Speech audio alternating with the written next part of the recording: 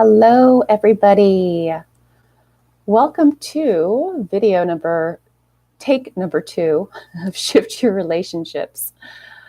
I'm Tanya Penny, and I'm an occupational therapist, vibrant body, and abundant life coach. And apparently I'm having some volume difficulties, maybe fear of being heard. I don't know. So welcome to this month's intro video for key number 8, love and relationships. So in today's video, I'm going to get you started on shifting your relationships so that you can have happier, healthier, more fulfilling relationships. Attract people that are more in alignment with who you truly are, so that you can receive more support, acceptance, joy, all of it. So why don't we start with, why are relationships so important? And they are absolutely probably one of the most important things in our lives when it comes to being happy and healthy. We all need connection, positive, supportive connection, in order to thrive in all areas of our life. So in a minute, we're going to get into why our relationships kind of suck or why they're a struggle for a lot of us. But first, I just feel guided to share, I guess, my perspective on, there's two really types of relationships I believe that we have in our lives. One of them is what I call the triggering relationships. So the relationships that are in our lives to trigger us so that we can see what still needs to be healed. Yeah, so a lot of us, we need to learn how to set and keep healthy boundaries. We need to learn our self-worth, how to love ourselves. And so a lot of these, what I call noble adversary or triggering relationships, come into your life to show you that. And then the second group of relationships, and they can both be, there's a third group that are both. But the second group of relationships are those that are, I would say, are more of the outwardly supportive type. People that don't necessarily trigger you, but are really there to support you to heal and grow in a more gentle, maybe less triggering way. And I do believe that all of as a soul, we actually come into these lives asking for certain experiences and certain people to help us with those, have those experiences. So I don't believe we're victims, even in childhood. The stuff that we went through, on a soul level, we might have asked for that. So that might be a new perspective to you, or you might have heard that before. As always, take what you like and leave the rest. That's my perspective at this time. So, yeah. Okay, so relationships. So typically what happens is the model for all our relationships starts in childhood. So looking at, what was your relationship like with your mom? What was your relationship like with your father? So, for example, my relationship blueprint with women starts with my mother. Excuse me. Now that I can be heard, I'm having a hard time with my throat. Okay. So as a child, my relationship with my mother was very much, I felt like her counselor. I felt responsible for her happiness. And I didn't feel very emotionally supported. So as I moved into adulthood, teenage and adulthood, I tended to attract other women, friendships that were very much like that. With my father, he was physically present, but again, not very emotionally present. Didn't feel like I got a lot of positive attention from him. I felt like I got a lot of criticism or just teasing, just not positive. And didn't really feel like he showed up for me. So as I moved into teenage years and adulthood, I tended to attract men that didn't show up for me, or that were quote unquote mean to me, critical, verbally abusive even. So yeah, tool number 1 is what I call write and reflect. for today, and it's a big part of all of my work. So I want you to take some time, and you can do that right now and pause this video, or you can listen to this whole video and then go back and do the tips and tools.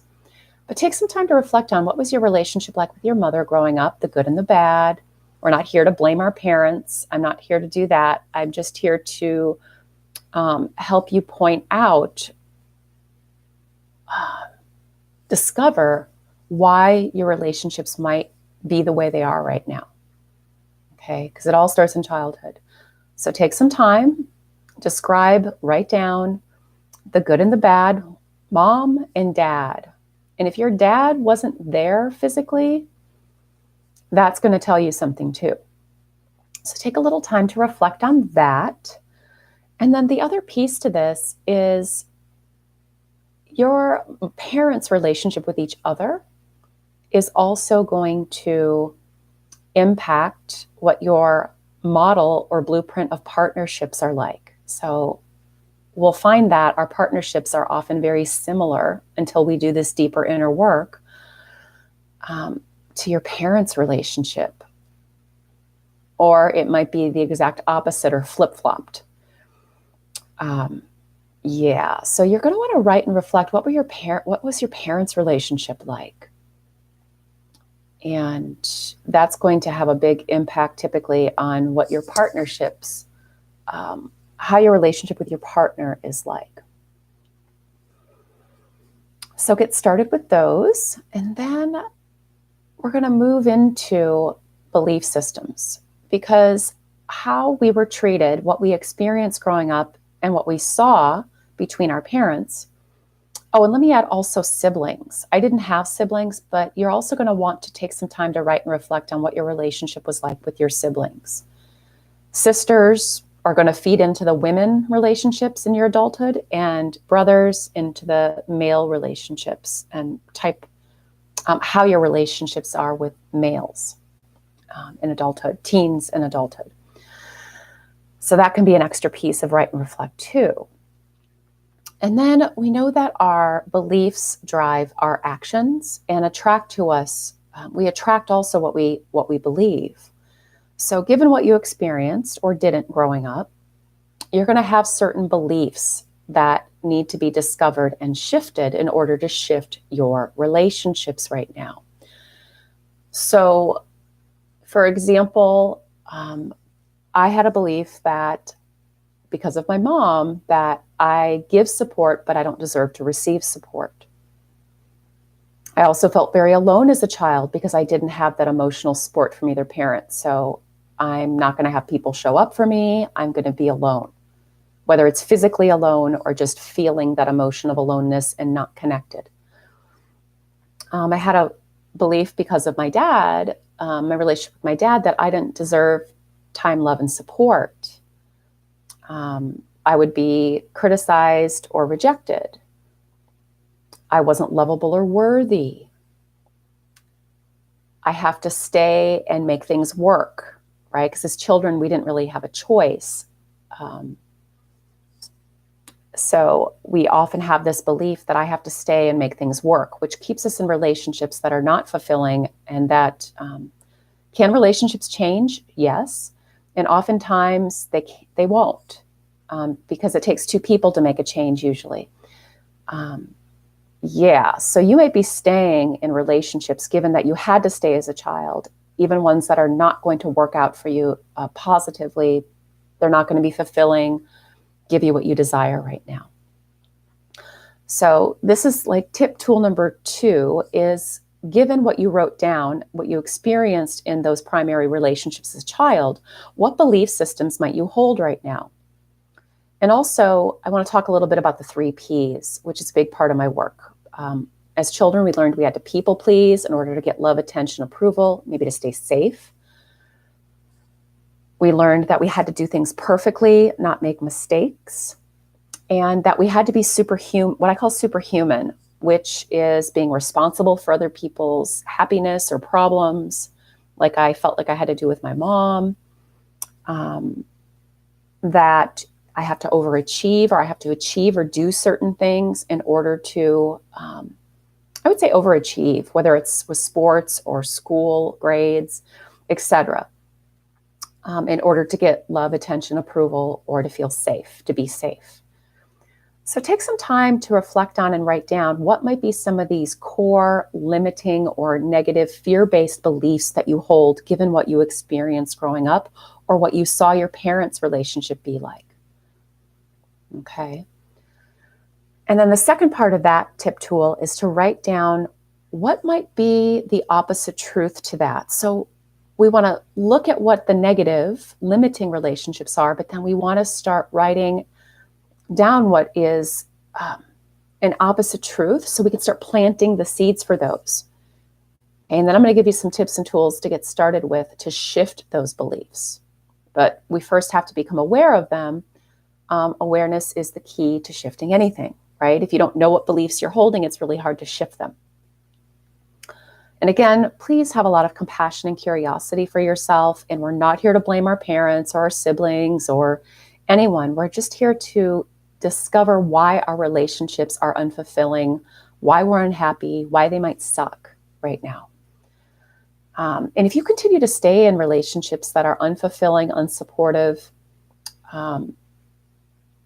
yeah, most of my clients, that's part of why they're sick, why they have an illness, right? That was part of the MS for me. That really, anxiety, depression, pain, headaches, and then MS was really to get me to look at what are the keys to a vibrant body and abundant life. And relationships are huge. Okay. So writing the negative beliefs, maybe having a column for that, and then having an opposite truth for each. So I am lovable and worthy.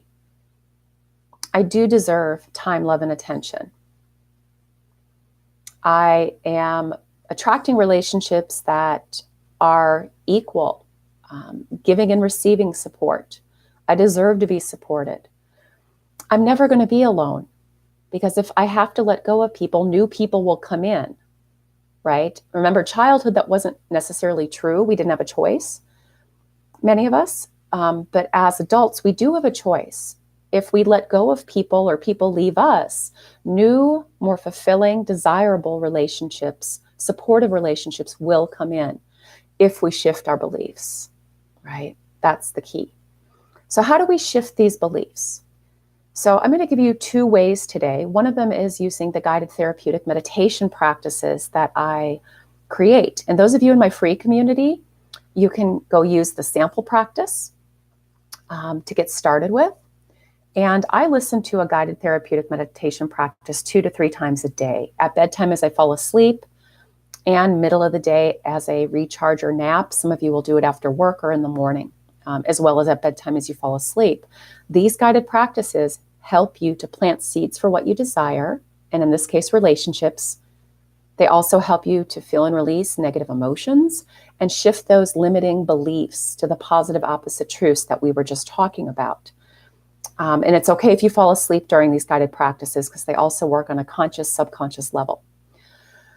So that's one way. And for those of you who sign up for one of the programs below, if you'd like more support, you actually receive several specific guided practices and a mini process to help shift these specific core relationship beliefs that so many of us hold. So make sure to check out those programs below if you'd like more support after this video. Okay, so that's one of the tools to help shift. The other simple one, but very powerful, is I would get in front of the mirror at least once a day, a little bit of mirror work here, and place a hand on your heart and say to yourself, I'm going to give you an example, Tanya, I understand that given what you experienced as a child and your relationships, that you are holding these beliefs that you're not lovable or worthy. You don't deserve support. You don't deserve time, love, and attention. That you have to stay and try to make things work because you don't have any other option. And if you don't, then you're going to be alone forever. That you have to please others in order to get their love and approval. that you have to be perfect, that you have to overachieve or be responsible for them in order to have them stay in your lives. So I understand why you would believe these things. And breathe. And the truth is, you are lovable and worthy.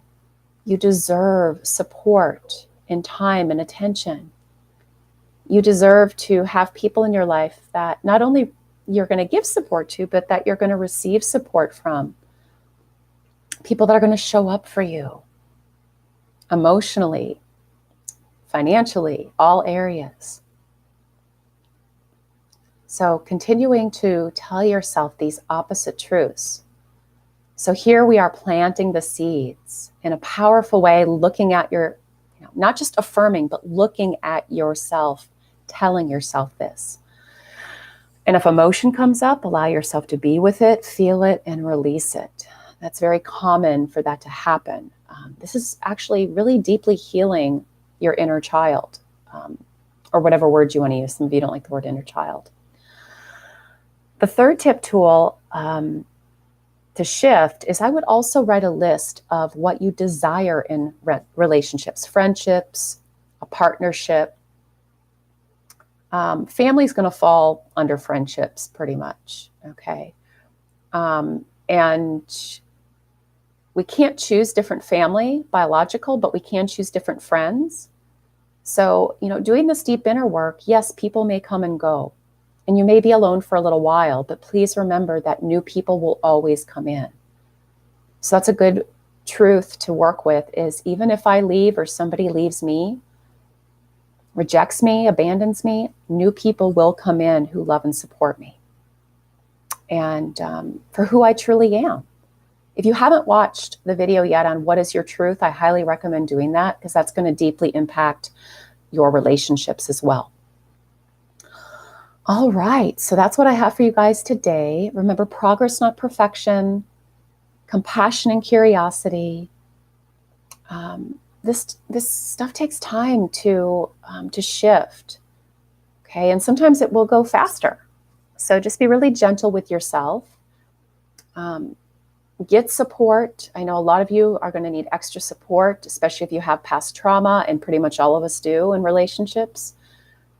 You can find more support from me below this video. There are 3 options at this time. And I would love to continue to support you. I know it's been a big piece to healing illness for me, and depression and anxiety and the MS. And thyroid issues are huge with relationships, gut issues. And yeah, all right. And please feel free to share this message.